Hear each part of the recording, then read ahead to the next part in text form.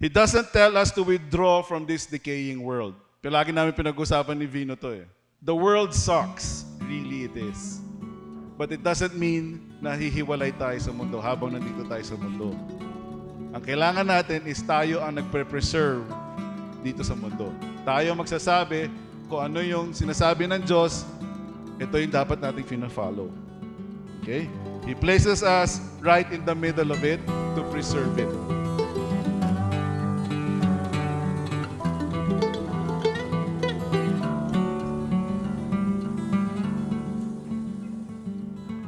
Tama naman. Ni-request ko yun. Next time yun na laging introduction song ko. Anyway, aloha ohana.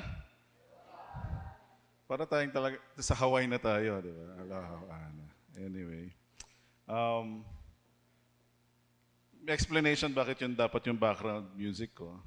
Sana nilakasan pala ninyo, di ba? Hindi, it's okay, it's okay. Isa pa. Isa pa daw. Papasok daw ulit ako.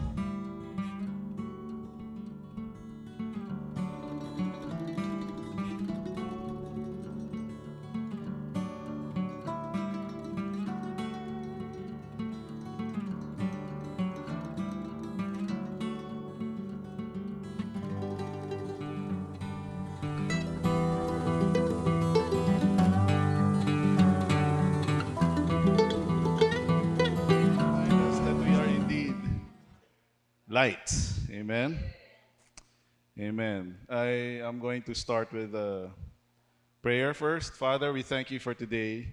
We thank you for sending your Holy Spirit to reveal all things to us. We thank you that, dear Holy Spirit, you're going to help us look to Jesus, help us look to your word to guide us in our everyday life.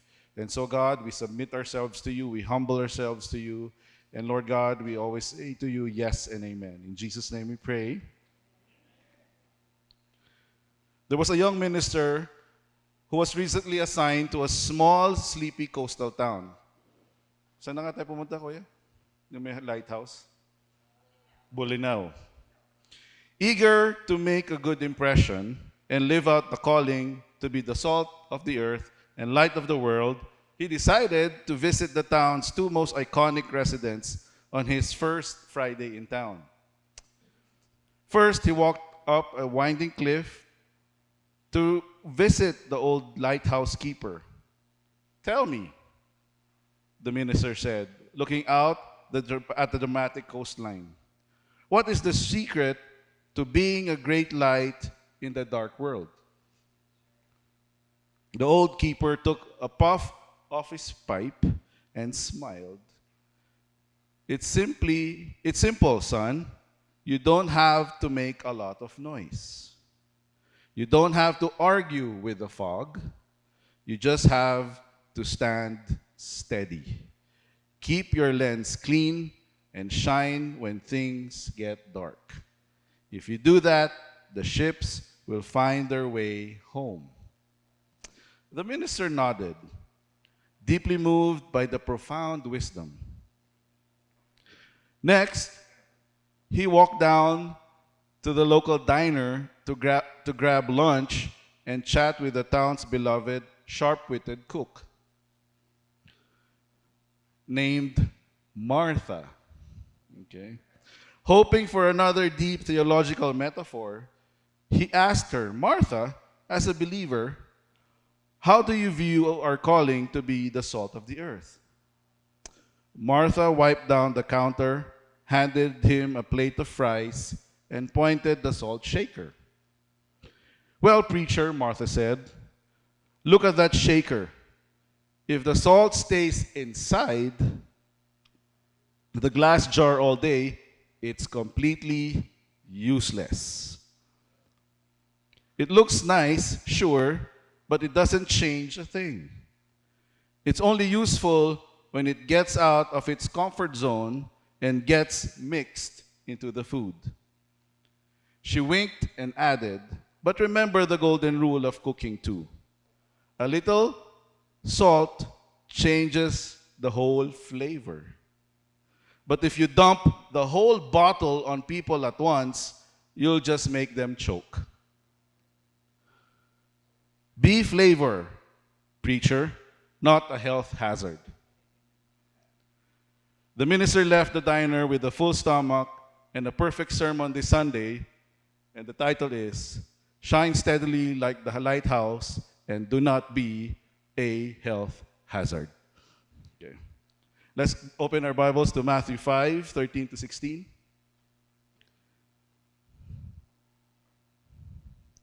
Oh, it's there. You don't need to open your Bibles. Just read. It's Matthew 5:13 to 16. Read with me. You are the salt and light. You are the salt of the earth. But if the salt has lost its taste, how shall its saltiness be restored?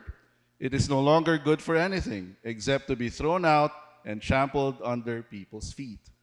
You are the light of the world. A city on a hill cannot be hidden. Nor do the people light a lamp and put it under a basket, but on a stand, and it gives light to all in the house. In the same way, let your light shine before others, so that they may see your good works and give glory to your Father who is in heaven. Amen. For generations under the Old Covenant, God's people looked to a physical temple, a specific priesthood, and external laws written on stone to experience God's presence. But in the Sermon on the Mount, Jesus does something radical. He doesn't look at his disciples and say, go build me a temple. He didn't say that. Or go build a better temple. He looks at ordinary people and says, you are the salt of the earth. You are the light of the world. Under the new covenant, Jesus doesn't just give us a new set of rules. He gives us a new identity. Say it with me, a new identity. He is in our lives, and with that, He completely changes how we exist in this world. Because as Jesus is, so are we in this world. The ancient world, let's go back. So we are the salt of the earth. Jesus is our sustainer. That's our first point. Jesus is our sustainer. We are the salt of the earth. It's in verse 13. You are the salt of the earth, but if the salt loses its saltiness, how can it be made salty again? It is no longer good for anything except to be thrown out and trampled underfoot. Parang nakakatakot, pag pinapakinggan natin. But if you see it in the lens of who Jesus is, then hindi siya nakakatakot. But if you are in the law and you want to follow the law, or the old covenant law, matakot ka talaga. Kasi without Jesus, mawawalan talaga tayo ng saltiness. Okay? In the ancient world, salt is used not just a table condiment, but as a preservative. It was vital to preservation. Okay? Kasi wala pa silang refrigerator noon eh. There was no ref at that time. Wala pang chest freezers, 'di ba? Mabilis mabulok ng mga meats. Okay, but that's why salt is used. So that is in the old covenant, old ways. Salt was the only thing preventing the meat from rotting. Okay? It keeps things tasty and pure. Ako, love ko pa rin ang beef jerky. Diba? Dito sa atin, meron tayong sariling version. Anong version natin in Baguio? What? Okay? You know bakit gustong-gusto natin yan? Kasi di ba dried under the sun with salt? Di ba? With maggots. Yummy. Tatanggalin naman natin yun. Pero yummy yan eh. Di ba? Yummy pa rin. Sometimes, sinusmoke pa natin. Di ba? And it's really good.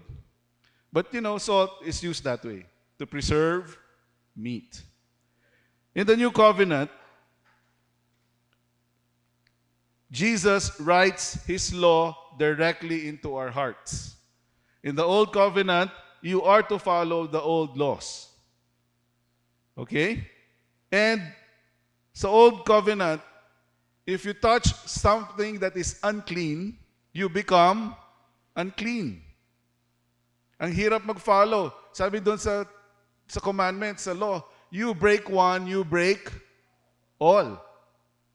Paano kung nagsagutan kayo ng magulang mo? Kahit na finalo mo pa lahat, nagsabath ka, hindi ka kumain ng baboy, hindi ka kumain ng kung ano-ano, you kept yourself clean, pero nag-away kayo ni nanay, nonsense din. You break all of it. Buti na lang may Jesus tayo. Amen? That is why Jesus said, pinrophesy ito ni Jeremiah sa 31:33, na God is going to put the law in our hearts. His law. The new covenant law. Diba? Sabi ni Jesus, a new command I give you, that you love one another as I have loved you.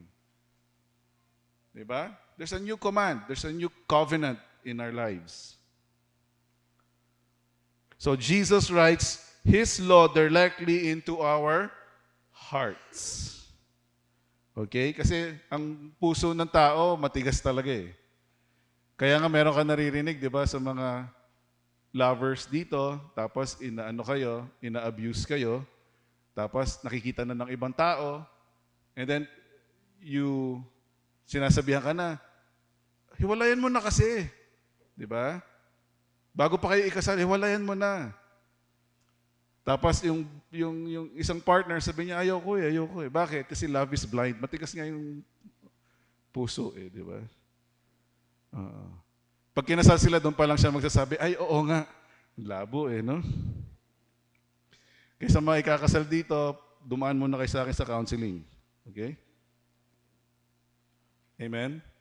Okay. Text niyo ako kagad, Pastor Jan, or Kuya Jan, Uncle Jan. Pwede ng uncle? Tumatanda na tayo. Pa-counseling naman po bago kami ikasal. Kesa sa huli, sabi, sa huli ang pagsisisi. Anyway, let's go back to our hearts. He doesn't tell us to withdraw from this decaying world. Palagi namin pinag-usapan ni Vino to eh. Di Pastor Vino ninyo. Na the world sucks. Really it is. But it doesn't mean na hihiwalay tayo sa mundo habang nandito tayo sa mundo. Ang kailangan natin is tayo ang nagpre-preserve dito sa mundo. Kumbaga, tayo magsasabi kung ano yung sinasabi ng Diyos, ito yung dapat nating fina-follow. Okay? He places us right in the middle of it to preserve it. Kaya nga very important rin sa Psalm 23, di ba? Even though I walk through the valley of the shadow of death, I will fear no evil, for you are with me. Your rod and your staff, kasama natin ng Diyos eh. Dumaan ka man sa apoy, dumaan ka sa ilog, di ka malulunod. Bakit? Kasama natin ang Diyos. Amen? Jesus is in our lives. Okay? Jesus is our sustainer. We cannot do it alone. We cannot manufacture saltiness. Okay? Or holiness on our own. Okay, alam ko maraming nag-holiness movement, pero kung wala naman si Kristo sa buhay mo, your holiness are like filthy rags in His eyes. If without Jesus, no? If we try to be good people by our own strength, we burn out and become flat, like the impure sandy salt of the ancient Near East that lost its flavor and was discarded. Jesus sustains our flavor. Amen? Even in our preaching, bantayan niyo po kami. Kami mga pastor ninyo, kami mga preachers. Bakit po? If we are no longer teaching who Jesus is in your lives, sabihin niyo na kaagad sa amin, foul. Diba? Bakit? It's Jesus who gives the flavor. Okay? So His grace preserves our joy, integrity, and love, allowing us to slow down the moral and spiritual decay around us. So Jesus is our sustainer. We are the salt of the earth. Next point. Jesus is our source. We are the light of the world. Sabihin mo sa katabi mo, you are the light of the world. Darkness can be terrifying, but it is also passive. It is simply the absence of light. A single candle can disrupt the entire room of darkness. Nasubukan nyo na ba magmaneho sa Nagilian, foggy, gabi, tas wala kang ilaw? Lagot. Bangin ang next mong katabihan niyan. Next mong event. Di ba? Buti na lang may Jesus tayo. Amen? In the Old Covenant, darkness, okay, is nakakahawa. Sabi mo nakakahawa. It's transferable. Pansin nyo ba? When Adam sinned, okay, saan niya na-transfer yung sin? Hindi lang sa atin. Kung hindi kung saan siya nagtatrabaho, yung lupa. Napansin niyo ba? Mas naging mahirap magtrabaho. Noon, okay lang magtrabaho. It's an act of worship unto God. Sabi, di ba? Be fruitful and multiply, subdue the earth. Ano sabihin subdue the earth? Manage it. Have dominion. Ima-manage natin yung binigay ng Diyos sa atin. Dahil sa kasalanan ni Adan, or sa kasalanan rin natin, okay, mas mahirap ngayon ang pagtatrabaho. Kita niyo ang effects ng sin, di ba? Hindi mo nakikita agad, but there are effects. Mas mahirap talaga. Buti na lang may Jesus tayo. Amen? Because in the new covenant,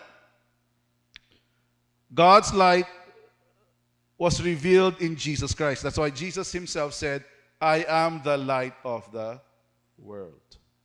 Okay? In the Old Covenant, light was hidden. Saan nakalagay ang tabernacle, yung menorah nila? O, di ba? Di pa okay. Theology. Yung ilaw kasi na doon sa Holy of Holies, hindi ka pwedeng basta-basta pumasok. In fact, kami mga priest, hindi kami pwedeng pumasok kung hindi yung high priest. Ay, ako pala yun. Okay? Ako lang pwede pumasok sa Holy of Holies kung nasa Old Covenant tayo. At kung mali yung pag-iisip ko, pagpasok ko pa lang, patay na ako. Okay? Ganon katindi yun, yung Holy of Holies.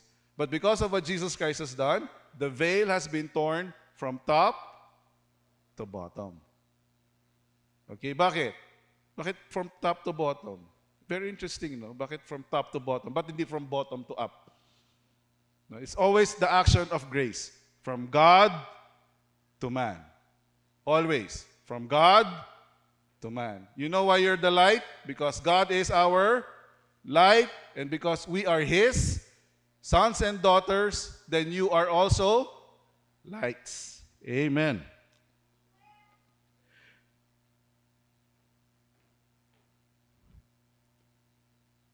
On our own, we have no internal light source. Jesus is the true light living in us. And our lives simply reflect His radiance. If we try to hide that light under a bowl through fear, compromise, or complacency, we are hiding Jesus Himself from a world stumbling in darkness. Kaya lang, Pastor, ang hirap ngayong panahon na may social media. When I talk about Jesus, napapersecute ako. Napansin niya ba yan? Pagka we talk about Jesus, people try to stop us from talking about who Jesus is. Or kasama doon sa pag-follow natin kay Jesus that we are bigots, we are, di ba, yung mga, ang dami nating kasama doon. O sabihin mo sa katabi mo, okay lang. Kasi sabi ni Jesus, blessed are you if you are persecuted for my name's sake. Diba? Rejoice! if you are persecuted. Sino ngayon ang gusto ma-persecute? Kami sa Great Life, when we talk about Jesus, makita mo sana yung aming message, yung mga messages namin. Sa inbox namin, grabe atake sa amin when we talk about Jesus. Alam mo, kung nasa mundo ako, nako, lagot sila pag sumugot ako. Buti na lang I am in Christ. And I am reminded that because we preach the gospel, then I am blessed because I am persecuted. Lupit, ano? Buti na lang, may Jesus tayo. But it should not stop us from what? From telling who Jesus is to the world. We have to always say, speak out, testify to the good news of God's grace. And my last point, Jesus is our song. We radiate God's work for His glory. Sabi dito, in the same way, let your light shine before others that they may see your good deeds and glorify your Father in heaven. This is the new strategy that we are implementing sa inyo. Wherever you are, wherever your work is, please be excellent and do your job as if you're doing it unto the Lord. Amen? Be excellent. Diba? We have to do well. Ang galing ng mga bata na-inspire ako doon sa nilang kanta diba? Do your best, do your best. Diba? Meron pa rin kayong no? May hangover pa. With Jesus as my strength, I'll do my best, He'll do the rest. Original kids praiser ako.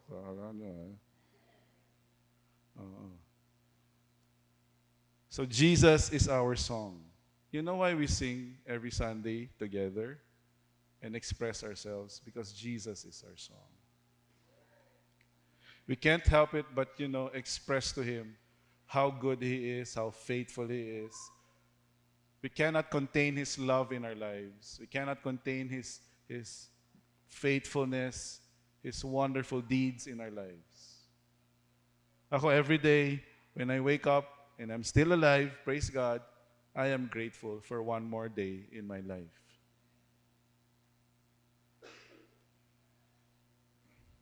Jesus is our song.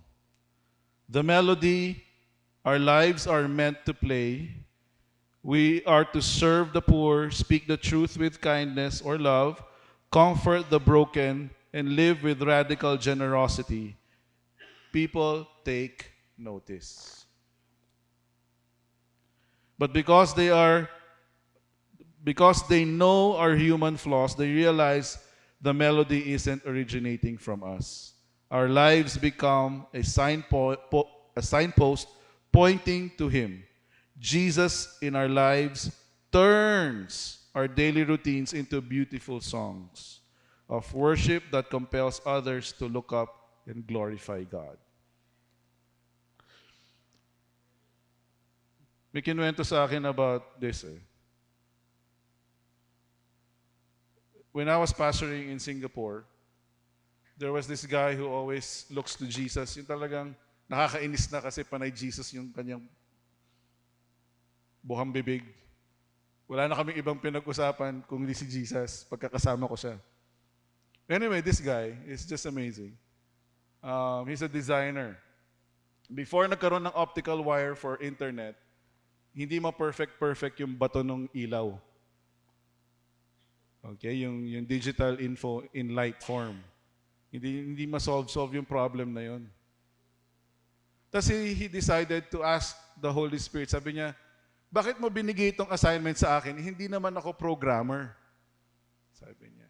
You have to help me here, Lord. Sabi niya, Dear Holy Spirit, reveal this to me. Kung paano natin gagawin to. Paano ko mapo-perfect ito. Being excellent in His ways, okay? Ni-review niya isa-isa yung lines ng code. Ni-review niya. This is a true story, by the way. Member ko siya dati sa Singapore. Tapos sabi ng Holy Spirit sa kanya, stop. Nung line na binireview niya, sabi ng Holy Spirit sa kanya, you stop here. Ito yung papalitan mo, ito yung i-add mo. Sabi ng Holy Spirit sa kanya. So ginawa niya, tinype niya, tapos tinesran niya.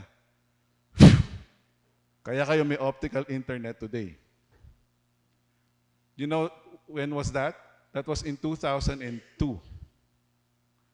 Na perfect na yung internet na ganun yung speeds. Kailan na dumating sa atin dito? Parang 7 years ago lang ba? 10 years ago lang dumating sa Pilipinas. Pero it was it was perfected 2002 pa. Ang galing, no? Galing ni Lord, no? Ang galing ng excellence. Alam mo, tuwang-tuwa yung company sa kanya. Tapos tinatanong siya, paano mo nagawa yan? Siyempre, because of his personality. Sabi niya, it's Jesus. Eh. Sabi niya, it's the Holy Spirit revealing things to me. Sabi ganun. Alam mo, sabi ng co-workers niya, I want what you have. Did he need to convince others to believe in Jesus? No. His work convinced others to believe in Jesus. Because they knew he was not a programmer. He was excellent in the other stuff. Hindi siya programmer. Ni-reveal lang ng Holy Spirit sa kanya kung saan gagawin. Anong gagawin. Ang galing ni Lord, no? Isa pang storya para alam ninyo. Hindi ko naman siya member, pero nasa Singapore din. Okay. Speaking about light. Okay, he's a dentist. Kasama namin sa church leadership. He's a dentist. And while he was carving yung sirang ngipin, tapos sabi niya, nahihirapan ako, Lord, ang lalim. Taiwanese pala yung dentist na yun. Kasama namin siya sa International Church where I was involved in. So naglilinis siya, ang lalim kasi, nahihirapan siya. Sabi niya, Lord, there has to be an easier way. Please, show me how to do this. Tapos sabi ni Lord, di ba ako yung light and darkness flees when light is shining? Where the light is shining, darkness flees. Sabi niya, cavities are darkness, sabi niya. Sabi niya, alam mo ang cavity, darkness yan eh, sabi niya. Lagyan kaya natin ng pure light, sabi niya. So nag-research siya. Gumawa siya ng light safe enough to beam doon sa teeth. Titignan lang niya kung mag-work na mawawala yung cavity. True enough, during his research, tinraw niya yung beam sa cavity. Alam mo nangyari sa cavity? Nawala. It disintegrated because of the light. Amen? Pero sino source ng light natin? Jesus pa rin. Jesus did not come, died for us, and resurrected to make bad people good. He came to make dead people alive. This is the essence of the new covenant. You don't have to strive to become salt or try harder to become light. If you belong to Christ, Jesus is your sustainer, your source, and your song. You already are salt and light. The call today is simply to stop hiding who He has made you to be. Step into the world, let Him preserve through you, let Him shine through you, and watch the world catch a glimpse of the Savior. Amen. Let's pray. Father, we thank you that you are in us. Thank you that we are sealed by the Holy Spirit. We thank you that we are salt and light because you are the one who is our source and you are our light. And we thank you that in our everyday lives, you are going to give us the opportunity to shine that light and to be the salt of our workplace. We pray, Lord God, in our lives that they will see you and they will glorify you because of that light shining through us. In Jesus' name we pray. Amen.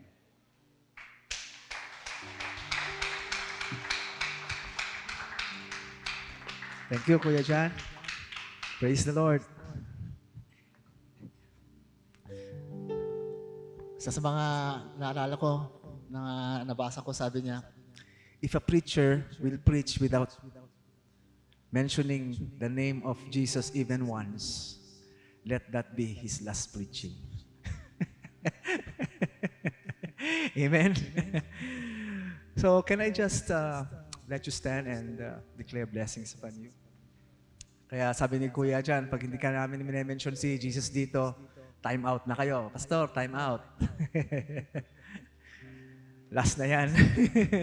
Thank you, Lord, that you are our light. Thank you, Lord, that you are our source, that we radiate your glory.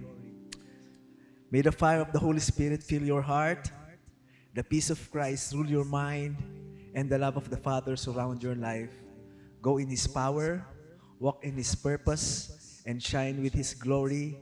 Receive this declaration in Jesus' name. Amen. If I were to summarize the preaching of Pastor John today, ito po yun. Remember, family, wherever you go, you bring. Yun na yun.